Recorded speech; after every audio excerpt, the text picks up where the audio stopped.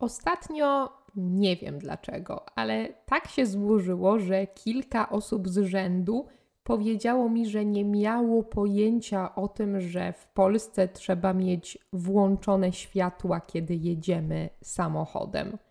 To znaczy, że nawet jeśli jest jasno na zewnątrz, to jeśli jedziesz samochodem, twój samochód musi mieć włączone światła.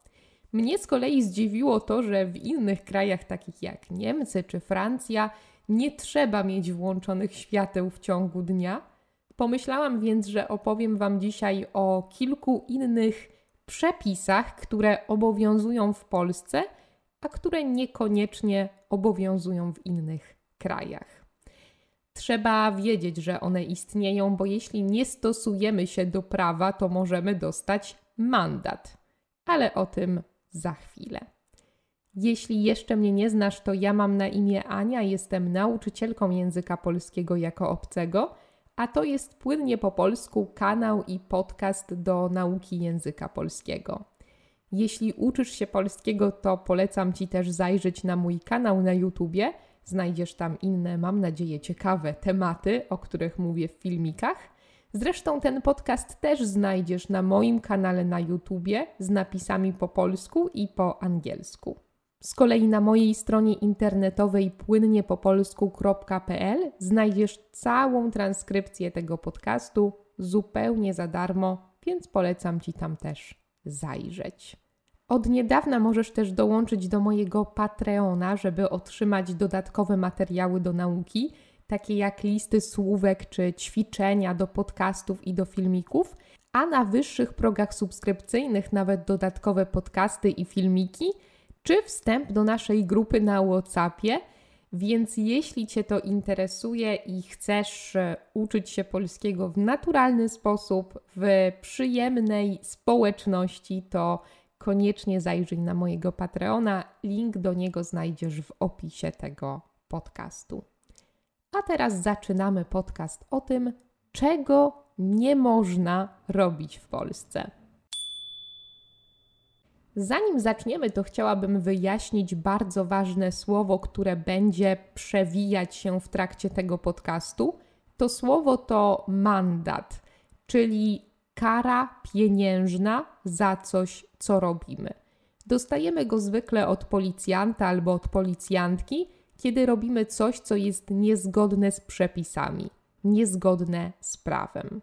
Po pierwsze, tak jak powiedziałam na początku, w Polsce nie można jeździć samochodem bez włączenia świateł mijania albo świateł do jazdy dziennej. Jeśli nie wiesz, jakie to światła, to polecam Ci obejrzeć mój filmik o słownictwie związanym z samochodem na moim kanale na YouTubie. Tam wszystko wyjaśniam. Nawet kiedy jest jasno, kiedy wszystko widzimy, cały czas musimy mieć włączone te światła. Jeśli zatrzyma nas policja i zauważy, że nie mamy włączonych świateł w trakcie jazdy, możemy wtedy dostać mandat. Z tego, co widziałam, w wysokości 100 zł, mniej więcej, ale może teraz już się coś zmieniło.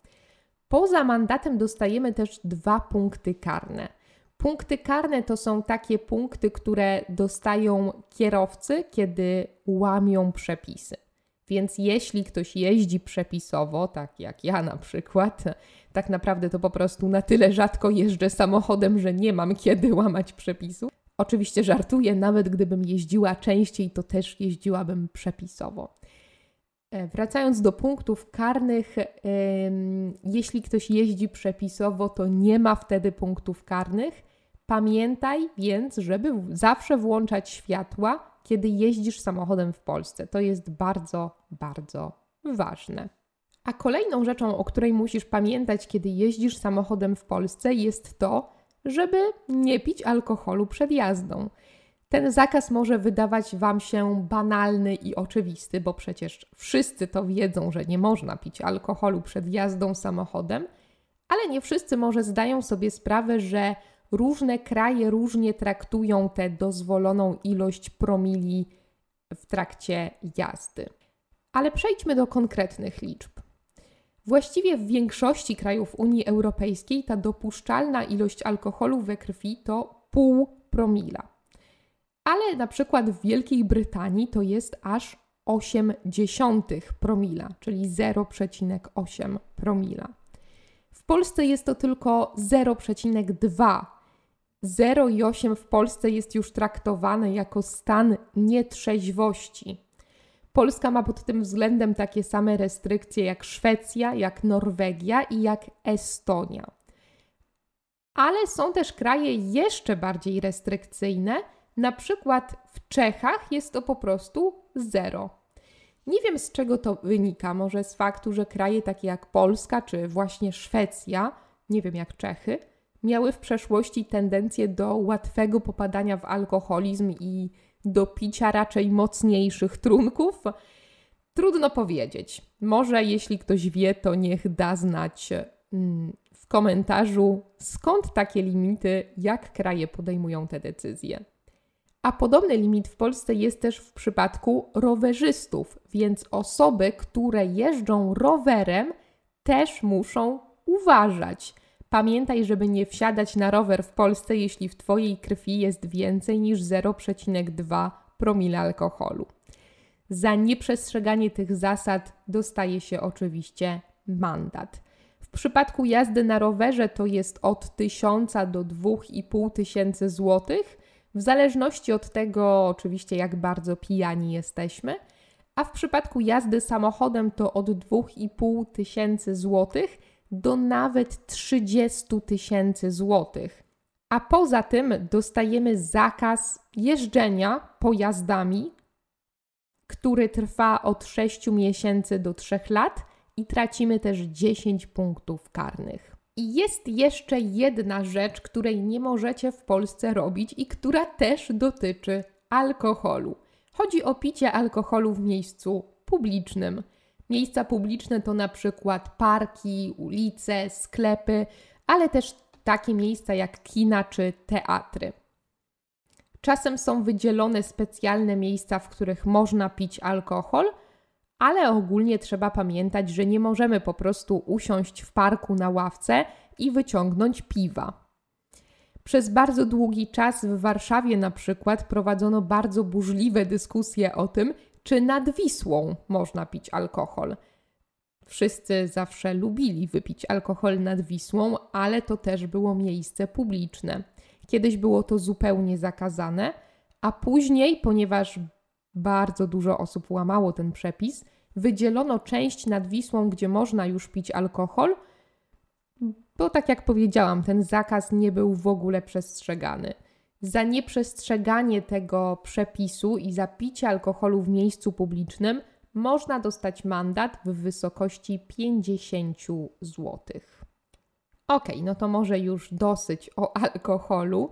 Mandat w Polsce można dostać również za rzeczy, które nie dotyczą alkoholu. W Polsce nie można przechodzić na czerwonym świetle. Dla niektórych z Was to też może wydawać się oczywiste, ale są kraje, w których przechodzenie na czerwonym świetle jest dozwolone, jeśli oczywiście upewnimy się, że nie nadjeżdża żaden samochód, że to jest bezpieczne. W Polsce nie. W Polsce zawsze musimy czekać na zielone światło. Jeśli przejdziemy na czerwonym świetle, to możemy dostać mandat i bardzo możliwe, że będziemy musieli zapłacić nawet 100 zł. Często w takiej sytuacji policjanci ograniczają się do pouczenia, jeśli widzą, że przeszliśmy na czerwonym świetle w miejscu, które było bezpieczne. Ale oczywiście nie ma co ryzykować, lepiej zawsze przejść na zielonym świetle. Poza tym, jeśli będziecie w Polsce, to przygotujcie się też na to, że światła są często bardzo długie.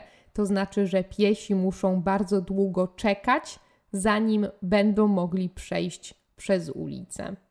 A od niedawna, to znaczy od tego roku, na przejściach dla pieszych nie można też patrzeć się w telefon. Oczywiście chyba nie muszę mówić, że osoba, która jeździ samochodem i patrzy się w telefon, to może dostać mandat i jest to mandat w wysokości 500 zł, ale od tego roku mandat w wysokości 300 zł może dostać też pieszy, osoba, która przechodzi przez ulicę i patrzy się w telefon zamiast patrzeć się, co dzieje się na tej ulicy. Więc pamiętaj, żeby schować zawsze telefon do kieszeni, zanim wejdziesz na przejście dla pieszych.